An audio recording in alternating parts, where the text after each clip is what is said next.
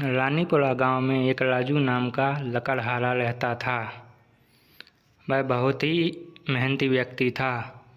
वह दिन भर जंगल से लकड़ियाँ काटता और शाम के समय अपने घर चला जाता। उसको घर जाने के लिए एक जंगल से होकर गुजरना पड़ता था और गांव के रास्ते होते हुए वो अपने घर पर चला जाता। घर में उसकी पत्नी रेखा के अलावा और कोई नहीं था। रेखा बहुत ही जिद्दी और घमंडी लड़की थी। रेखा को अपनी खूबसूरती पर बहुत ही ज़्यादा घमंड रहता। वह अपने पति से बात नहीं करती। उसका पति मेहनत करके घर आता, लेकिन रेखा उससे सीधे मुंह बात तक न करती। ना उसके लिए खाने की पूछती, न पानी पीने के लिए। एक दिन की बात है, रामू जंगल में लकड़ियाँ काट रहा था। लकड़ियाँ काटते काटते उसे बहुत ज़्यादा देर हो गई। रात होने में कुछ समय शेष था। वह लकड़ियों की गठरी को सिर पर रखकर जाने लगा। रात का समय था। उसे एक खौफनाक जंगल से होते हुए जाना था। वह जंगल से जा रहा होता है कि तभी उसके ऊपर एक चुड़ैल की नज़र पड़ती है। इस जंगल में इतना सुंदर व्यक्ति कहाँ से आ रहा है? इस मनुष्य के साथ तो मैं शादी करूँगी और अपना पूरा जीवन व्यतीत करूँगी। चलो पता करती हूँ एक कहाँ से आ रहा है और किस जगह रहता है। वो चुड़ैल उसको मन ही मन पसंद करने लगती और रामू का पीछा करने लगती। रामू को इस बात की बिल्कुल भी खबर न थी। वह चुड़ैल रामू का पीछा करते करते उसके घर तक पहुंच जाती है।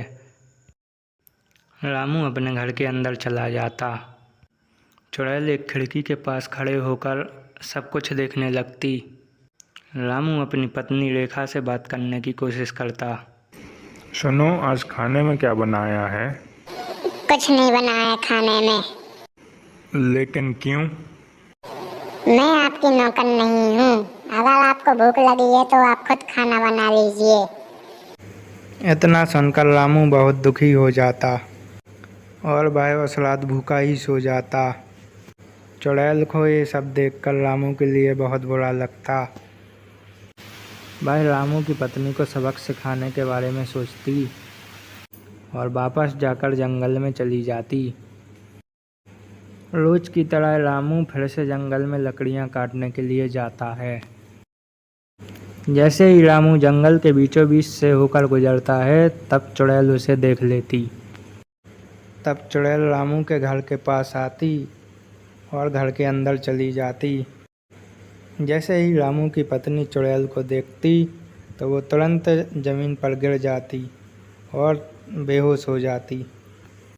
तभी चुड़ैल अपने जादू से उसकी पत्नी को एक बिल्ली बना देती है और चुड़ैल रामू की पत्नी का रूप ले लेती। वह चुड़ैल रामू के लिए अच्छा स्वादिष्ट खाना बनाती। रामू की पत्नी जो बिल्ली बनी हुई थी, उसे यह सब देखकर बहुत आश्चर्यचकित हो रहा था। रोज की तरह रामू अपने घर आता। रामू की पत्नी रामू का बाहर इंतज़ार कर रही होती। जैसे ही रामू पास आता, तब रेखा बोलती, अरे आ गए आप। मैं आपका कब से इंतजार कर रही हूँ। रामू यह बात सुनकर थोड़ा आश्चर्यचकित हो जाता और वह बोलता, रेखा, तुम ठीक तो हो ना? हाँ जी, मैं बिल्कुल ठीक हूँ। चलिए अंदर चल के खाना खा लीजिए। मैंने आपकी मनपसंद का खाना बनाया है। फिर दोनों अंदर चले जाते। रामू रेखा के खाने की बहुत ज़्यादा तारीफ करता। पास में बैठी बिल्ली यह सब देख रही होती। उसको अपने पति के लिए बहुत बुरा लगता। खाना खाने के बाद दोनों सो जाते। रात का समय होता। चुड़ैल अपने असली रूप में वापस आ जाती और वह घर के बाहर जाने लगती। वह चुड़ैल बिल्ली से कहती, तुम्हारा पति मेरे साथ बहुत खुश है। तुमने कभी अपने पति की अच्छाइयों को पहचाना ही नहीं। अब मैं तुम्हारे पति का हमेशा ख्याल रखूंगी। चुड़ैल की बात सुन के रामू की पत्नी को बहुत बुरा लगता और वह अपने पति को याद करने लगती। रामू की पत्नी का घमंड चकनाचूर हो जाता है और चुड़ैल रामू की पत्नी बनकर वापस सो जाती। अगली सुबह रामू वापस जंगल में लकड़ी काटने के लिए जाता कि तभी उसे याद आता कि वह अपनी कुल्हाड़ी लाना भूल गया। रामू वापस घर की ओर चला जाता। वो चुड़ैल खुद को एक आईने में देख रही होती है, तभी उसका पति रामू वहाँ आ जाता। रामू कहता है कि तुम कौन हो और मेरी पत्नी कहाँ है? मैं एक चुड़ैल हूँ और मैं तुमसे बहुत प्रेम करती हूँ। मैंने तुम्हारी पत्नी को एक बिल्ली बना दिया। तुमने ऐसा क्यों किया? मेरी पत्नी को वापस ठीक कर दो पहले जैसे। मैं ऐसा नहीं करूँगी, तुम्हारी पत्नी तुम्हारे लिए बहुत परेशान करती। मैं अपनी पत्नी से बहुत प्रेम करता हूँ, कृपया करके मेरी पत्नी को ठीक कर दीजिए। इतना सुनकर चुड़ैल रामू की पत्नी को ठीक कर देती और चुड़ैल वापस जंगल चली जाती। रामू और लेखा अब दोनों खुशी खुशी रहने लगते। श्यामपुर गांव में एक घर था जहां सालों से कोई नहीं रहता था, लेकिन उस घर के सामने गांव के सारे लोग अपने अपने घर से रोटियां लाकर रखते हैं और थोड़ी ही देर में वो रोटियां गायब हो जाती है। सबको ही पता होता है कि उस घर में जो चुड़ैल है वो रोटियां खाती है, क्योंकि जिस दिन भी उस घर में किसी घर से रोटी नहीं जाती, उस घर में अगले दिन से खाना नहीं बन पाता और अजीब अजीब सी आवाजें आती हैं।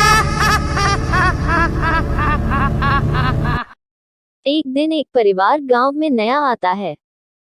परिवार में एक अम्मा और उनका बेटा मोहन रहता है। मोहन बाजार से जाकर खाना बनाने का सामान लेकर आ जा। ठीक है माँ, जाता हूँ। और मोहन सामान लेकर आता है और माँ खाना बनाने में जुट जाती है। वो लोग गांव में नए रहते हैं और उन्हें कोई बताता भी नहीं है कि उनको उस घर के सामने रोज रोटी रखना है। खाना बना देती है और मोहन और अम्मा खाना खाकर सो जाते हैं। दिन सुबह जब अम्मा खाना बनाने जाती है तो जैसे ही रोटी बनती है, गायब हो जाती है और अजीब सी आवाजें आती हैं। मोहन, हाँ अम्मा, क्या हुआ? मैं रोटी बना रही हूँ और रोटियां गायब हो रही हैं और अजीब सी आवाजें आ रही हैं, जैसे कोई हंस रहा हो। ऐसा कैसे हो सकता है अम्मा? आप न मेरे सामने रोटी बनाओ, देखते हैं। जैसे ही अम्मा रोटी बनाती है, रोटी गायब हो जाती है और हंसने की आवाज आती है। मोहन भी चौंक जाता है। दोनों घबरा जाते हैं और गांव के मंदिर में जाते हैं और पंडित से पूछते हैं कि उनके साथ ऐसा हो रहा है। बेटा, गांव के बीचों बीच एक घर बना है, रोज उस घर के सामने 2-4 रोटी सुबह शाम रख दिया करो, तुम्हारी परेशानी दूर हो जाएगी। और उस घर के सामने जाकर कहना कि खाना बनते ही रोटी सबसे पहले इस घर के सामने रख कर जाओगे। लेकिन पंडित जी, ऐसा क्यों? मोहन के पूछने पर पंडित जी बताते हैं कि बहुत समय पहले की बात है। इस घर में एक औरत रहती थी। उसके घर में खाने के लिए कुछ नहीं था और उसके पास कोई काम भी नहीं था, तो वह लोगों के घर से रोटियां चुरा लेती थी। एक दिन उसने सरपंच के घर से रोटी चुराए और सरपंच ने उसे ऐसा करते पकड़ लिया। इसके बाद सरपंच ने उसको सजा दी कि उसे कोई खाना नहीं देगा और उस घर में उसे बंद करवा दिया। उसकी उसी घर में मौत हो गई और उसके बाद वो चुड़ैल बन गई और तब से ही उसके घर के सामने सबको रोटी रखना पड़ती है। जो ऐसा नहीं करता उसको वह बहुत परेशान करती है। तो आप लोगों ने कुछ किया नहीं जिससे उसको इस योनि से मुक्ति मिल जाए? हमने बहुत कोशिश की, लेकिन वो इस गांव से जाने तैयार ही नहीं है। ठीक है पंडित जी। मोहन अम्मा को लेकर वहां से घर चला जाता है और घर जाकर पंडित जो कहता है वही मोहन करता है। अम्मा, आज अच्छा खाना बनाओ, पूरी, हलवा, खीर और सब्जी। आज कुछ है क्या बेटा? नहीं अम्मा, बस अब आप रोज अच्छा अच्छा खाना बनाइए कुछ दिन और मुझे एक थाली परोस कर दे दीजिए। ठीक है बेटा। अम्मा को कुछ नहीं समझ आता कि मोहन क्या कर रहा है। आप परेशान मत हो अम्मा, सब ठीक है। मैं ये खाना इसलिए बनवा रहा हूँ कि जब हम रोटी वाली चुड़ैल को ये खाना खिलाएंगे तो उसको कितनी खुशी होगी। हाँ बेटा। अब मोहन थाली लेकर जाता है और रोटी वाली चुड़ैल के घर के बाहर बैठ जाता है और कहता है कि चुड़ैल अम्मा बाहर आओ, मैं तुम्हारे लिए पकवान लाया हूँ। मैं तुमको अपने हाथ से पकवान खिलाऊंगा अम्मा। इतने में चुड़ैल मोहन के सामने आती है और मोहन उसको खाना खिलाता और सारा गांव उसको देखता है। और मोहन रोज चुड़ैल को पूछता है कि उसको खाने में क्या खाना है और रोज उसको अच्छे अच्छे पकवान खिलाता है। एक दिन चुड़ैल अम्मा ये बताओ तुम यहाँ अकेली कैसे रह लेती हो, तुमको बुरा नहीं लगता? लगता तो है, लेकिन मेरे साथ कौन रहेगा बेटा? आप वहाँ क्यों नहीं चली जाती जहाँ आपके जैसे ही लोग हों? हाँ बेटा, बात तो सही कह रहे हो। अम्मा वहाँ आपको अच्छा लगेगा। एक काम करो बेटा, वो लौटा है मेरे घर के अंदर, उसको जाकर नदी में बहा दो, मुझे मुक्ति मिल जाएगी। अब मुझे इस गांव से और गांव वालों से कोई परेशानी नहीं है। ठीक है अम्मा। और मोहन ऐसे ही करता है और पूरे गांव को रोटी वाली चुड़ैल से मुक्ति मिल जाती है।